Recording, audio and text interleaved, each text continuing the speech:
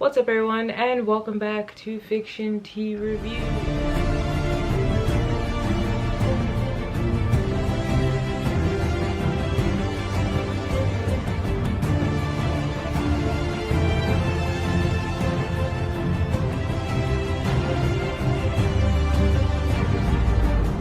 Is brought to you by my self-published book Rain. It is a psychological thriller about a group of young adults in a psych ward who get this new counselor that's trying to understand their mental illnesses and trying to understand them, but then the counselor shortly learns that these kids might not be crazy and that this place is actually making them crazy, all the while trying to figure out what's going on with him and his psychological demons and his problems.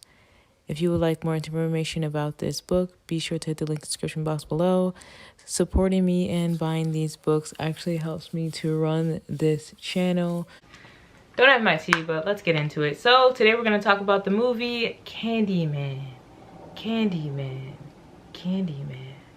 Candyman. Candyman is rated R. It came out in 2021. This is the revamped version. It is a horror thriller and it is an hour and 31 minutes. So the overview. Present day, a decade after the last of the Cabrini towers were torn down, Anthony and his partner move into a loft in the nosy, gentrified Cabrini. A chance encounter with an old-timer exposed Anthony to the true story behind Candyman. Anxious to use these macabre details in his studies as fresh grist for paintings, he unknowingly opens a door to a complex past that unravels his own sanity and unleashes a terrifying aware of violence. The director is Nia DaCosta. The cast is Tony Todd as Daniel Robitelli, Yahya Abdul-Mateen II as Anthony McCoy, Teyonah Parris as Brianna Cartwright, Colman Domingo as William Berkey, and Nathan Stewart-Jarrett as Troy Cartwright, and let me say before I start, this is a spoiler. I'm spoiling the whole movie. If you have not seen it, do not watch this review. Okay, so first off, what I really liked about this movie was the fact that they used like these little puppet things to tell a story. I love the storytelling. I love the visual artwork of the puppets. And I love that it wasn't a continuation of Candyman. I didn't get that. Some people did get that. But I got that it was like kind of this retelling, but like actual telling of the movie. But I also feel like I should watch Candyman, the first one, and do maybe like in comparison. Maybe I'll do that for 31 Days of Horror. Anyway, I just love the paper puppets and how it segued into the theme and introduction into the entire film. Essentially, Candyman is about these black men who were killed and they come back to haunt the people who murdered them in the town for wrongfully killing them and accusing them of things that they did not do. And if you say Candyman 5 times in the mirror, he will appear.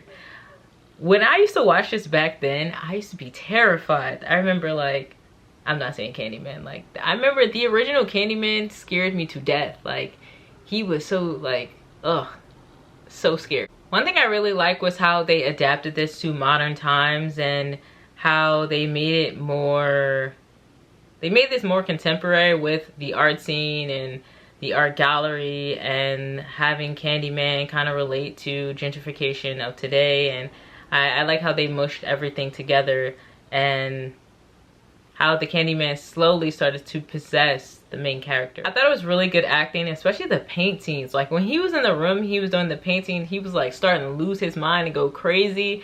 And all the paintings, just the faces, the way that they were just hollow and dark and just creepy, and it was just so good.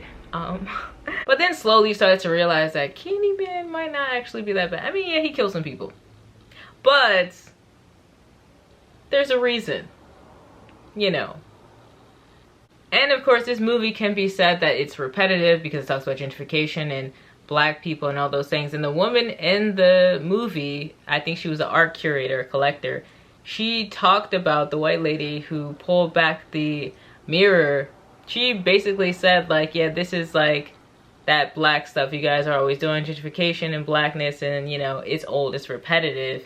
And the thing about that is it's constantly happening, so it's always gonna be a story. It's always gonna be something to come out of it. And it's funny how she only wanted to get involved once it started killing people and started getting really spooky. But she also met her demise. And speaking of her demise, I really like that scene that had the pullback shot and showed her being murdered and dragged across the window. The way that it was done, because it showed like you couldn't really see Candyman. You saw the hook, but then you didn't really see anything. You just saw her being dragged. And when he was going crazy after that, his acting was good. When he was going crazy and he was at they were all sitting down at the table and he was like, I gotta go. I'm just like, he killing. All the shots, like I said, were pretty clean. I wonder what lens they used, because a lot of the shots were just really, really clean, like really, really clear.